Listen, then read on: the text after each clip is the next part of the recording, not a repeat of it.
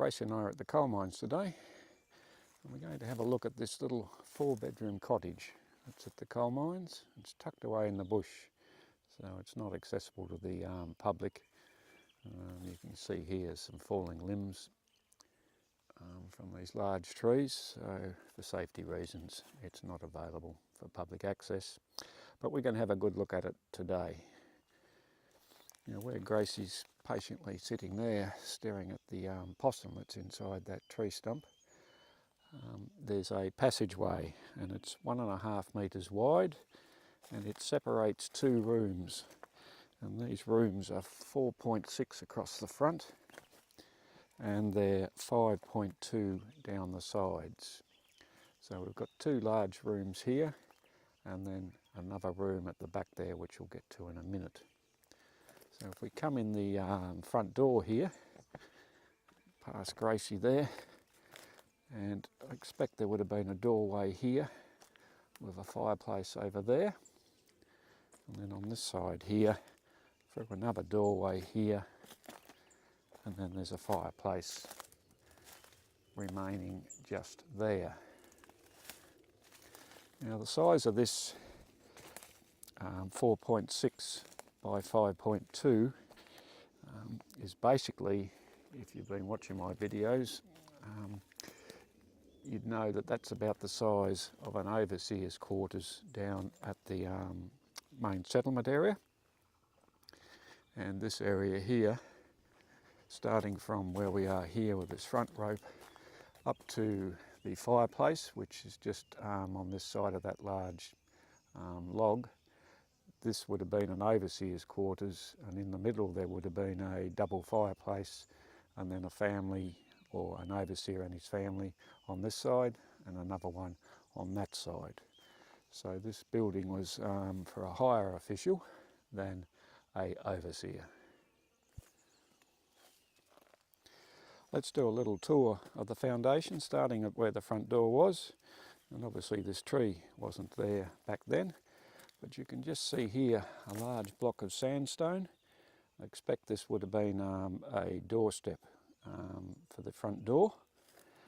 And then here we can see, going along this way, the brick line, and then travelling along here is the brick line going across the front. About halfway along here there are blocks of sandstone, and the brick is placed on top of the sandstone. Different buildings here, some of the earlier buildings, they seem to put the sandstone on the outside of the brick returns as some type of decoration, but here they seem to use it as some type of foundation. So we can travel along further here. We can just see on this corner here the remains of the brick returns. Coming along here, they've all been removed. And we've got a little bit better picture here.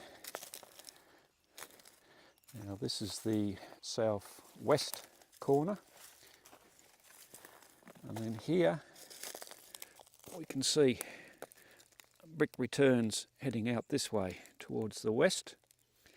And what this actually is a small room. And I have to go on the other side of this log, but we can see here on this side where my rope is that we've got some bricks there which made the west wall of this small room.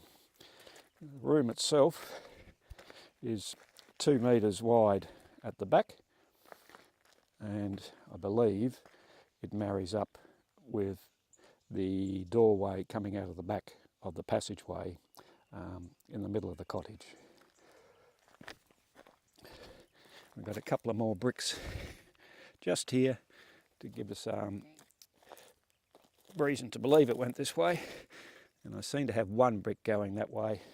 It might be wishful thinking, but this marries up with the back door here, or where the back door would have been, to the passageway which Grace is still patiently sitting in, waiting for the possum that's not going to come out of that tree.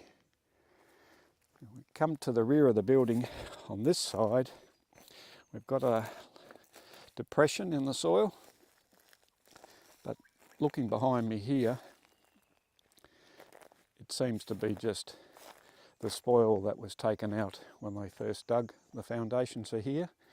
And it also might be the side of a old convict road which linked up some of the buildings here at the settlement originally.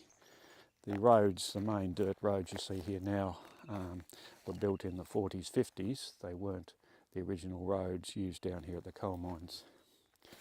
So we'll travel along the back of this room here, and we've got some clear evidence of the brick returns. Across here, what's left of our fireplace, and then travelling down here, this is the northwest corner. Now it continues to travel back down this way here, but there's not a single brick left on this wall that travels down here. So it's been extensively robbed, removed for whatever reason.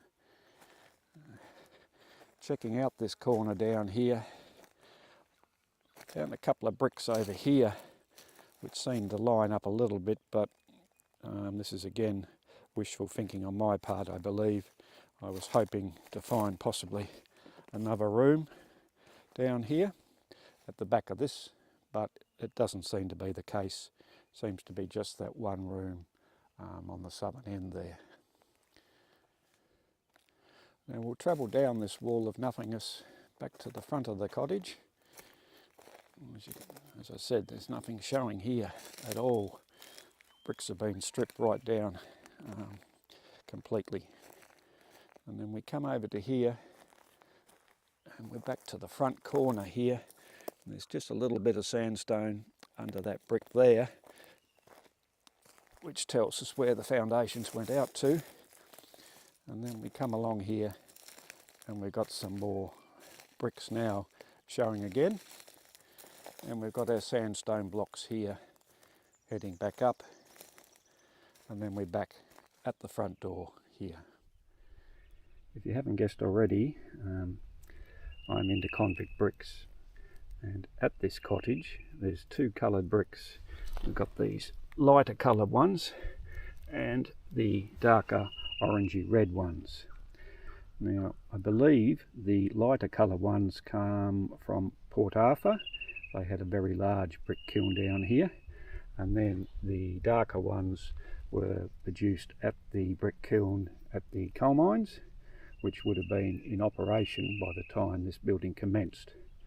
So having those two coloured bricks lead me to believe that there were some bricks left over when the bricks were being shipped from Port Arthur over to here to help construct the buildings, but they also used the bricks from the new brick kiln that was constructed at the coal mines. Now, what was this building used for? Well, normally I spend 20 minutes at this point rambling on with different theories, most of which I disproved to myself a couple of months later. But this one here, we know pretty much for sure that it was used by the Catholic priest that was posted to the coal mines. Now, there was a church in England, one here before his arrival, but they had to send a Catholic priest down here because they started to receive Irish convicts at the coal mines.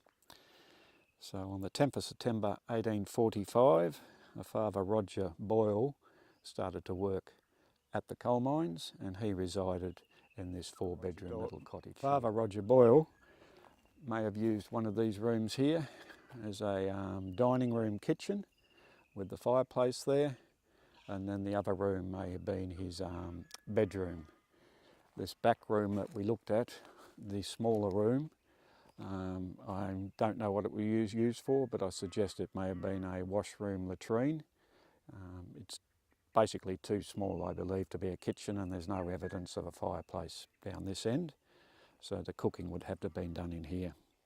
Now, Father Boyle would have been on a salary of £75 per year, which was a lot less than what his Church of England equivalent got. Let's go down and have a look at his residence and have a quick talk about the difference in the salaries for the two religious officers that were down here. Where Grace is patiently laying there is the Church of England's priest's quarters at the coal mines. Now it's 5, possibly 6 rooms down here, 4 fireplaces. So it's very different to what we saw at the Catholic priest quarters. Now on top of that, the Anglican priest received a salary of £200 per year, as opposed to the Catholic priest who only received 75. Now the Anglican priest's salary was the same as the civilian superintendent, so they were the 2 highest paid civilians at the coal mines. There was a surgeon here and he was only paid 185 a year. So the government at the time believed that the Church of England priest was an important part of the convict system. Obviously the government in England at the time didn't believe that Catholic priests had a big role to play in the convict system.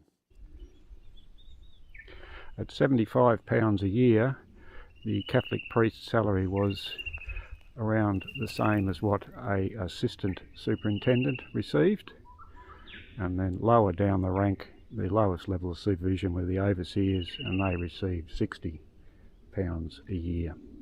Assistant superintendent may have had a room this large to live in when the settlement was first opened, but later on, as the overcrowded conditions developed for the public officials down here, he may have had to share it with another assistant superintendent at the time. I found a couple of artefacts down here. The first here is this remains of some type of plate, bowl, lovely china, nice engraving on the side there, tiny bit of the same I believe, and then there's a very rusted, I believe, some type of bolt nail. Nothing too exciting, but it's good to see stuff like this from the past. I have a sketching of this building that I'd like to show you. Unfortunately, it was taken from a couple of kilometres away. It was on this angle, but you're not going to see too much, I must admit. Just looking at it now, you can see the doorway and the 2 windows on each side, and you might be able to see the fireplace on the right hand side at the rear of the building. That part of the sketching didn't give us a real good idea of what the building looked like, so I knocked up a Lego model. The scale of this building is 500 to 1 based on the measurements I took on the ground at the coal mines. And you can see here, very simple building, just with a doorway and 2 windows. This next photo gives you a little bit better idea of the scale. There's Gracie patiently standing at the doorway while I'm doing some filming. The last photo here shows the building from the rear, and you can see there that new section that was put on the right, which I believe is possibly an outhouse. You can see the 2 chimneys. The chimneys didn't back onto the outside of the building, they were located inside the building, which would have reduced the space inside the rooms. I'm not sure why they were built like that. You can see another wooden barrel there to collect a bit of rainwater off the roof. A box full of coal, which would have been delivered by the convicts, and some firewood there to get the coal started. So a very simple lifestyle.